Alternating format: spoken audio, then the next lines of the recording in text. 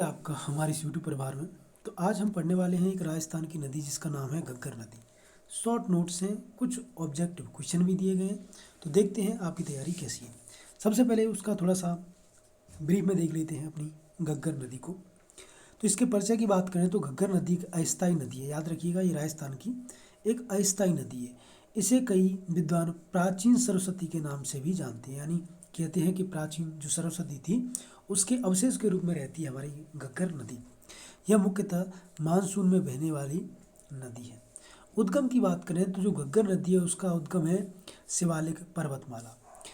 यह क्षेत्र हिमाचल प्रदेश और हरियाणा के बीच सीमा में स्थित है। अगर इसके प्रवाह क्षेत्र की बात करें घग्गर नदी के, तो घग्गर नदी का उद्गम है, प्रवाह क्षेत्र की बात करें तो इसका प्रवाह क्षेत्र है वो हरियाणा में भी है, पंजाब में भी है और राजस्थान में भी माना जाता है। राजस्थान के प्रवाह की बात करें तो घग्गर नदी राजस्थान के उत्तरी भाग में, याद रखिए क्योंकि हनुमानगढ़ और गंगानगर ऊपर की तरफ पड़ते हैं, तो उत्तरी भाग में बहती है।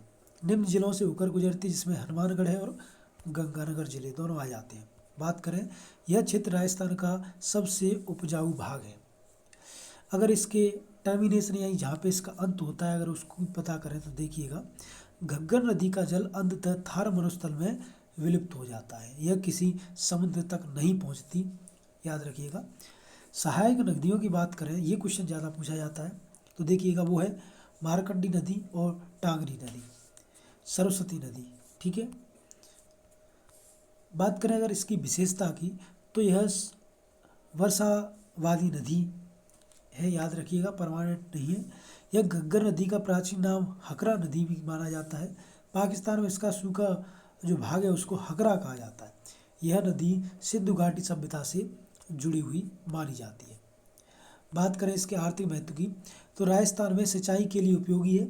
इसके किनारे पर उपजाऊ भूमि पाई जाती है और मानसून में इसके जल की उपलब्धता है वो बढ़ जाती है।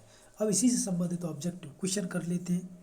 देखिएगा, क्वेश्चन है घग्गर नदी का उद्गम स्थान है अरावली नहीं है, क्या हिमालय है, क्या शिवालिक पर्वतमाला है या फिर विंध्याचल है। तो शिवालिक पर्वतमाला हमारा आंसर हो जाएगा घग्गर नदी का उद्गम स्थल। बात करें घग्गर नदी किस प्रकार की नदी है, सदानी राय है, बरसाती है, हिम नदी है या फिर समुद्री है। तो याद रखिएगा ये एक बरसाती नदी है। वहीं पे बात करेंगे घग्गर नदी का प्राचीन नाम क्या है, गंगा, यमुना, हकरा या फिर सरयू। तो हकरा, इसको जो पाकिस्तान है वहाँ पे हकरा नाम से जाना जाता है। घग्गर नदी किस राज्य से होकर गुजरती है, तो घग्गर नदी है वो हरियाणा, पंजाब और राजस्थान से होकर गुजरती है। बात करें राजस्थान में घग्गर नदी किन जिलों से होकर बहती है, तो राजस्थान में यह केवल हनुमानगढ़ और गंगानगर दोनों जिलों से होकर गुजरती है। घग्गर नदी कहाँ समाप्त होती है, अरब सागर में नहीं, बंगाल की खाड़ी में नहीं, थार के मरुस्थल में, यस थार के मरुस्थल में जाके समाप्त हो जाती है। घग्गर नदी की सहायक नदी कौन सी है, नर्मदा, मारकंडा, गोदावरी या फिर कावेरी। तो मारकंड जो नदी है वो इसकी सहायक नदी है। घग्गर नदी किस प्राचीन नदी का अवशेष मानी जाती है, तो यह सरस्वती नदी का प्राचीन अवशेष मानी जाती है। घग्गर नदी किस प्रकार की जल निकासी प्रणाली पर उदाहरण है, तो यह एक आंतरिक जल प्रवाह की जो प्रणाली है उसका उदाहरण है। अगला क्वेश्चन है घग्गर नदी किस मरुस्थल में विलुप्त हो जाती है, सहारा के में नहीं, गोबी में नहीं, ये थार के मरुस्थल में जाके समाप्त हो जाती है। तो यहाँ पे हमारे 10 क्वेश्चंस थे और कुछ घग्गर नदी से इम्पोर्टेंट पॉइंट भी थे। मिलते हैं एक अगले वीडियो में, तब तक के लिए जय हिंद, जय भारत। अगर वीडियो अच्छा लगा हो तो लाइक करके चैनल को आप सब्सक्राइब कर सकते हो। धन्यवाद।